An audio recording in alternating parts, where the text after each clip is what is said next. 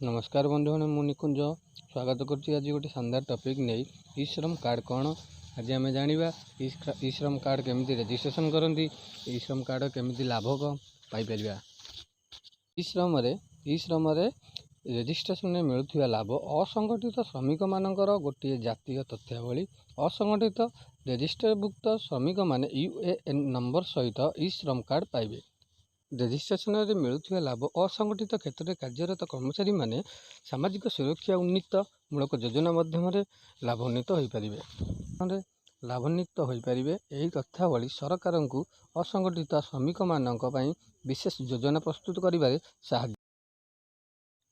असंगठित क्षेत्र में कार्यरत कर्मचारी माने सामाजिक सुरक्षा और उन्नीत मूलक योजना माध्यम लाभान्वित हो पारे। यही तथ्यावली सरकार को असंगठित श्रमिक मानक विशेष योजना प्रस्तुत करिबारे साहाय्य करिवे। ई श्रम रजिस्ट्रेशन करने द्वारा श्रमिक माने 1 वर्ष प्रधानमंत्री सुरक्षा बीमार लाभ पाइपर। संपूर्ण विकलांग और दुर्घटना जनित मृत्यु 2 लाख और आंशिक विकलांग क्षेत्र में 1 लाख पाइपर। यह द्वारा सरकार दादन श्रमिक मानक जोगाजोग रखिपारे और सेमानक नियुक्ति सुযোଗ सृष्टि करें।